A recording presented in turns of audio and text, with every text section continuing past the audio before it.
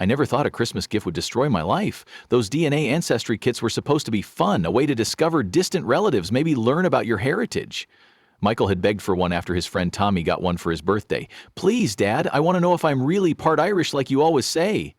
The irony of those words haunts me now. It was supposed to be a father-son project, something we could do together. We both swabbed our cheeks that Christmas morning, laughing as we tried not to mess it up. Emma, my wife, watched from the kitchen doorway, and looking back now, I can pinpoint the exact moment her smile faltered. But at the time, I was too caught up in Michael's excitement to notice. "How long until we get the results, Dad?" he asked, carefully sealing his sample. "A few weeks, buddy, but good things come to those who wait, right?" If I had known then what I know now, I would have thrown those kits in the trash. Sometimes ignorance truly is bliss. The results came on a Tuesday. I remember because it was my day off and I had just dropped Michael at school. The email notification pinged while I was having my second cup of coffee. "Your DNA results are ready," read the subject line, cheerful and innocent. I clicked through the ethnicity estimates first. 32% Irish, just as I'd always claimed. Some Scottish, some English, pretty much what I expected. But then I noticed the DNA matches tab, and there was Michael's name, processed and ready.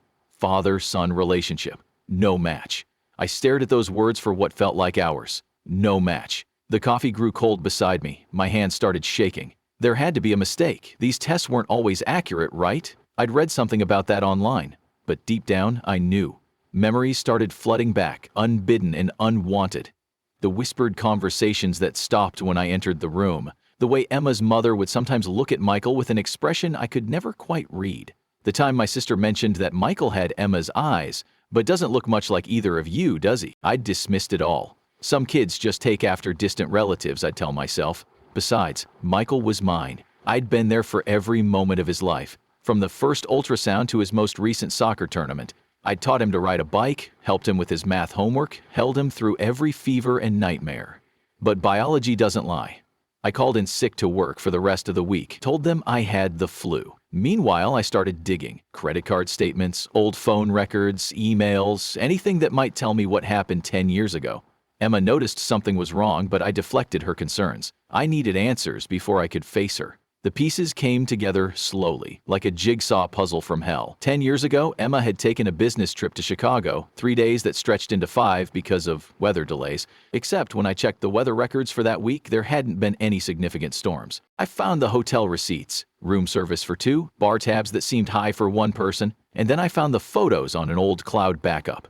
Emma with a man I didn't recognize, both of them laughing at some corporate event, his arm around her waist, too familiar for colleagues. The dates matched perfectly with Michael's conception. I waited until Michael was at a sleepover before confronting Emma. She was in the kitchen preparing dinner like it was any other Friday night. The normalcy of it made me want to scream. "The DNA results came back," I said, my voice steadier than I felt. She dropped the spoon she was holding. It clattered against the counter, spattering sauce like drops of blood. "James, I can explain. 10 years, Emma, 10 years of lies." She started crying then. Those silent tears she'd always been so good at. The ones that used to make me want to fix whatever was wrong. Now they just made me angry. "It was a mistake," she whispered. "One stupid mistake at a conference. It didn't mean anything." Didn't mean anything? My laugh sounded foreign to my own ears. It meant everything. It meant my son isn't my son. "He is your son," she shot back. "You raised him. You loved him. DNA doesn't change that." "No, but lies do. Does he know? Does the other man know?" She shook her head. "Nathan never knew. He was transferred to the London office right after. I never told him. I never told anyone." Nathan. The nameless man in the photos now had a name.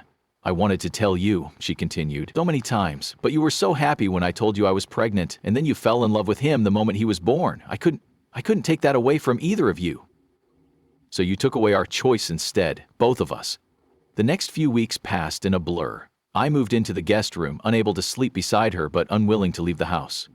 Michael noticed the tension, of course. He was 10, not blind, but we both tried to maintain normalcy around him. The hardest part wasn't the betrayal, though that cut deep. It wasn't even the lies. It was looking at Michael and wondering if I would see him differently now. Would knowing change how I felt? Would I start noticing differences I'd overlooked before? But every time I looked at him, all I saw was my son, the boy who still crawled into my bed during thunderstorms. who begged me to practice soccer with him in the backyard, who had my sense of humor, my love of bad sci-fi movies, my inability to sit still when excited. None of that came from DNA. It came from love. I started seeing a therapist, not because I wanted to save my marriage, that trust was irreparably broken, but because I needed to figure out how to move forward.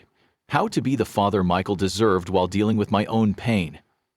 Your feelings are valid, my therapist told me. You're grieving not just the betrayal, but the life you thought you had, the future you imagined. At Emma for her betrayal. Angry at Nathan wherever he was for his part in this mess. Angry at myself for not seeing the signs. Emma wanted to try counseling to save our marriage. We can work through this, she'd plead, for Michael's sake. But I couldn't. Every time I looked at her, I saw the lies. Every memory was tainted now, colored by the knowledge that she'd been capable of this level of deception. The breaking point came 3 months after the DNA test. Michael had a soccer game, an important one. Both Emma and I were there, sitting at opposite ends of the bleachers. He scored the winning goal, and in his excitement, he ran to me first. "Did you see that, Dad? Did you see?" I hugged him tight, my heart swelling with pride. And in that moment, I knew what I had to do. The divorce papers were filed the next day. Telling Michael was the hardest conversation of my life. We sat in his treehouse, the one we'd built together 2 summers ago. His legs dangled over the edge, kicking nervously as I tried to find the right words. "Buddy, there's something we need to talk about, something important." He looked at me with those brown eyes, eyes that I now knew came from another man, and nodded solemnly. "Mom and we're going to be living apart for a while. We're getting divorced." His lower lip trembled. "Is it because of me?" "No!" I pulled him close. "Never because of you. This is about grown-up stuff between Mom and me. But I need you to know something very important." I took a deep breath. "You are my son. No matter what happens between your mom and me, no matter what anyone ever tells you, you are my son. I love you more than anything in this world, and that will never change." He hugged me then, tight enough to hurt. "I love you too, Dad." I didn't tell him about the DNA test. That conversation could wait until he was older, until he could better understand the complexities of adult relationships and mistakes. For now, he just needed to know he was loved. The divorce was messy, as divorces often are. Emma fought for full custody, arguing that since I wasn't Michael's biological father, I had no rights. But 10 years of being his legal father, combined with her deception, worked in my favor. We ended up with joint custody.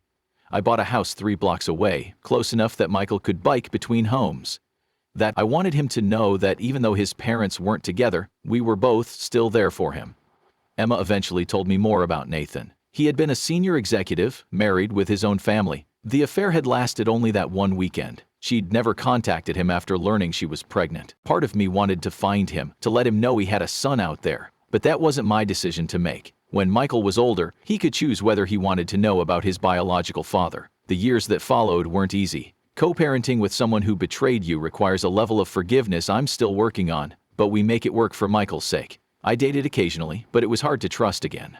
"Michael, how do you explain to someone that you're a father but not a father? That your son isn't your son but is your son in every way that matters?" Michael is 13 now. Last week he asked me about the divorce again. He's older now, starting to understand that adult relationships are complicated. "Dad, why did you and Mom really split up?" I considered telling him everything, but looking at him, this amazing kid who loves soccer and science fiction, who still comes to me with his problems, who calls me Dad without hesitation, I knew it wasn't the right time. "Sometimes," I said carefully, "grown-ups make mistakes that hurt each other, but those mistakes don't change how much we love you." He seemed satisfied with that answer, for now. Someday we'll have the full conversation. Someday he'll learn about DNA and biology and choices. But for now, he just needs to know he's loved. People often ask me how I do it, how I raise a child knowing he's not mine. But they're asking the wrong question. Michael is mine, not because of DNA or biology, but because of every moment we've shared, every lesson I've taught him, every time I've been there when he needed me. Parenthood isn't about genetics. It's about love, choice, and commitment. It's about showing up every day, even when it's hard, especially when it's hard. The DNA test may have changed my marriage, but it didn't change the most important thing. I'm Michael's father. Not because of biology, but because I choose to be, every single day. And that's worth more than any DNA test could ever tell me. Last month at Michael's school science fair, a teacher mistook me for his uncle. "You must be his mom's brother," she said. "He looks just like her." I smiled and corrected her. "No, I'm his dad." Because I am. In every way that matters, I am. The DNA test revealed a truth about biology, but it also revealed a deeper truth about family. Blood doesn't make a father, love does, presence does, choice does, and every day I choose to be Michael's father. Every day I choose love over biology, commitment over genetics. Every day I'm grateful for the son who may not share my DNA but shares my heart. Sometimes the hardest truths lead us to the most important realizations. Mine was simple. Being a father isn't about whose genes you share, it's about whose life you share. And I wouldn't have it any other way.